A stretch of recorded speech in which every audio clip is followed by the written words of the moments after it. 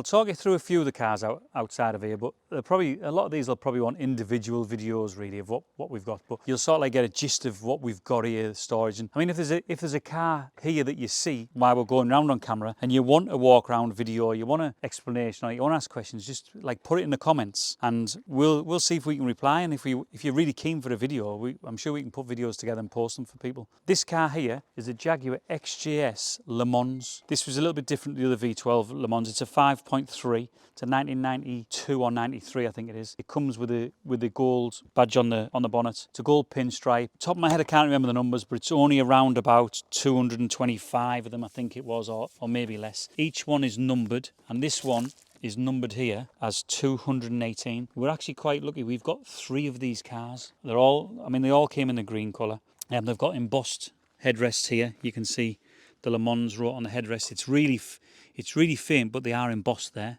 And this is just here for a little bit of prep. It wants, the sun's caught the headline in a little bit, so that'll be getting changed. And it wants just valeting and photographing. And that's parked there because that was the job of the week. This is the one we were preparing this week. A few of the other cars, I'll briefly go over some of these. We've got the Toyota Wills. We've got a Peugeot 306 convertible. Another Toyota Will with a ragtop. They're a little bit harder to find. A Nissan Micra convertible. I mean, where you just don't see them in the UK. And this is a little Suzuki Alto Works. They're a desirable car when the tyre's pumped up. There's a SL 320 there. There's an SL 600 next to it. V12 left-hand drive. We've got 3 of those. The one in front of that is a Daihatsu Charade De Matasso. That's quite a rare car. Alfa GTV Corsa. That's limited numbers. I'm not sure exactly how many numbers that is, but that's limited numbers. It's not just your standard GTV, you know. Behind it we have, I think that's a supercharger Jaguar, a 7 Series BMW, a Golf GTI Cabriolet, yeah, it's a GTI, an XK8, the Fiat Barchetta, an XK8 supercharged convertible, Subaru Forester Cross Sports, and they're a very, very popular car at the moment, those.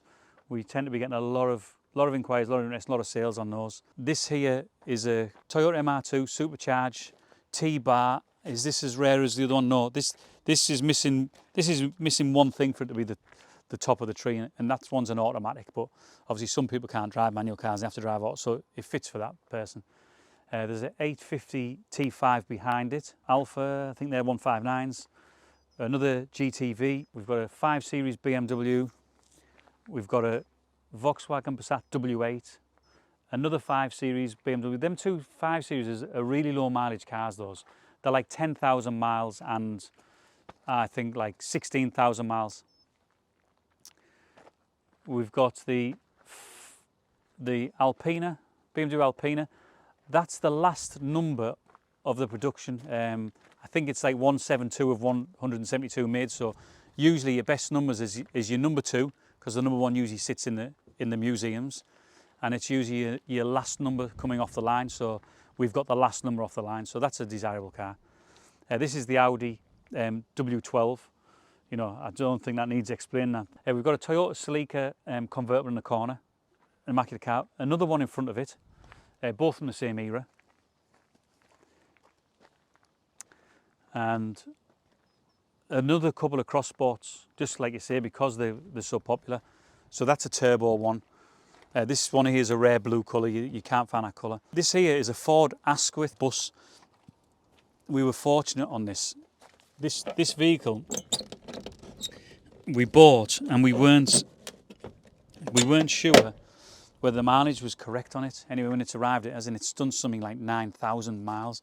And when you're inside the vehicle, and you drive the vehicle, it is just like new. I mean, if you take a look inside there, it's exceptional. And these were built by Asquith Motor Company on a Ford Transit, but the last one of these we had it painted into a cream colour, and it went to be a wedding bus, and it was like £35,000, and it had 5 times the mileage it says on it. It was still low mileage, still nice, but that's probably the best one that's in the country left. We've got another Alfa Estate. We've got a Toyota Crown Hybrid here.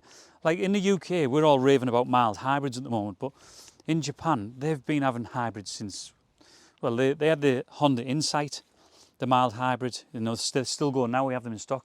But this is a mild hybrid Toyota Crown, and they made these. I think they were like 1998 onwards, and I think they're still making them now in mild hybrid. But miles per gallon, you don't need to plug it in. It charges itself as it drives. And for me, they're one of the best cars that you can buy from the Japanese market. We'll move on to a few along here. Another Toyota Will, first car in the world to have sat-nav system. Legacy GT Spec B, very, very low mileage Toyota Celica, a Daimler 66. This is an Opel estate, same as a Vectra estate here. I mean, we only bought that really because the miles were so low on it, and it's got the Irmscher kit and things on it. These are the Exeges, these are the up and coming thing, the turbo, 7 seats, 4-wheel drive. Another Alfa GTA, Celly Speed, 850 T5 Volvo estate. Another Daimler 66, a couple of MGR V8s, I think there's 5 of them in total. There's another V12 Jaguar XJS convertible, just waiting for valeting photographs. A Nissan 300Z. Quite a lot of Alfas that we repeat, there's a Marlboro in there. We sell a lot of the GTAs, Celly Speeds, you know, really desirable cars, so there's quite a few of them here. Low mileage 850 GLE. This one's just arrived as well, a Peugeot 306 XSI. We'll have a little walk down this row here.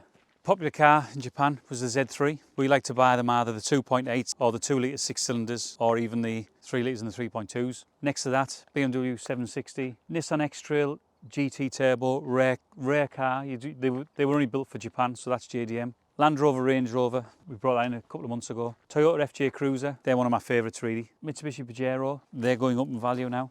If you can get low mileage, good condition ones like that one is. Nissan L Grand, these are probably like what we sell a lot of. We're really experiencing this. We'd like to call ourselves the land of the L Grand as well. So we usually have about 50 of them in stock, which when we'll do another video at the warehouse, and you'll probably see a few there. And this week there's probably about 32 of them arriving. That's a Japanese driving school car. Probably needs pulling out that and cleaning her. Toyota Alphard Custom. It's been to shows. There's actually some extra body kit for that you can put on the bottom, and it gets even lower, but it's no good for this country. But it's with the car. Another really low mileage Golf GTI. Another Legacy or Exeger behind it. This is a real low mileage Peugeot 206 Roland Garros. I suppose it's not that special when you look at a lot of the other cars, but because it's a limited edition, because it's low mileage and because it's from Japan, it just fit the stock and we bought it. That's another X-Trail GT Turbo in like an ocean breeze colour. Another 850 Volvo, Nissan Serena, V70R, SL500, another supercharged Jaguar. Toyota Crown Estate, this is one of my favourites. I like this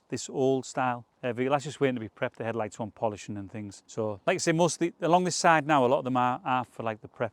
Nissan Serena, another BMW 760. The new Mitsubishi Delica D5 with a lot of body kit on. I really like the look of that car. Another Legacy GT Spec B. Low mileage SLK. A WR Legacy Estate. A V70R Volvo, really low mileage. And then we've got, this is Legacy B Sport. It's the only B Sport one we've got, but that's in really good condition. Another Forester. These are again both cross sports, but really, really popular at the moment. 916 convertible Alpha, Focus ST. And I was told by the garage when this came in, we put it in for its PDI when it came. He said it's the best one ever. He said this one should just be put away and kept. For the condition of it, it'll be one of the best ones you could put away. We have another Alfa Romeo. We've got just a Mercedes A-Class. Another Daimler 66, low mileage Audi TT, Subaru Exeger again, the 7-seat estate 4x4, Passat estate. I think this is what they call this is just the V6 4Motion FSI variant, that one. We've got a couple of Toyota Soras here, one in pearl purple and one in silver. This Beetle here is one we are going to do a little video on. This has just been a bit of it's been a car that we just jump onto and do something different with it and trying to make, I know we took it because Beetles aren't that expensive to buy. This was like a 2007 basic white Beetle, and we just said, oh, look, what can we do without spending crazy money on it, you know, and make it a little bit steampunk ridiculous. So this has all been airbrushed, this isn't wrapped. It's had the wheels spaced out, extra arches put on it, old coat hanger bumpers put on it, that we've put a little bit of acid on it, make them rust over a bit. bought the plate. It's better than an EV car because you can wind this up, and if you just wind it and it's away. It's got heated massage chairs in, all the interiors done. It's Coyote on the roof, tearing the roof open, starlights, music plays. These two have just come off the boat. That's our walk around of this part. We do have over there, we have a lot of key cars. We'll pull them out and do a separate video of those as well. They're all like key trucks, 60cc, miniature camper vans. But that's pretty much the walk around of the place. I think you might have seen the Defender earlier. And then we've got another little key truck. The Japanese, they tend to look after the cars, so a lot of these cars they're so cared for and immaculate. It doesn't take much to if you buy the right grade cars, the right mileages, it doesn't take much to get them into an exceptional condition if you just spend a few hours on them. They're not like British cars where you're forever doing maintenance and you're chasing yourself and you don't know where to stop. Japanese cars are that well looked after. You can make them almost appear like new, pretty much just to clean in a day. Most of their cars. So we've come to the end of that video. If there's any questions you have on any of the cars that you've seen, obviously there's a lot there. We're going to do another video at the warehouse as well, so there'll be cars you can choose from there. If there's any questions you've got on cars, anything you want to educate us on about cars, or any other cars you want to see, or any other cars you want us to do a video on, we have these cars here and we want to share them with you. So if you think we should be sharing something that you've seen, tell us about it.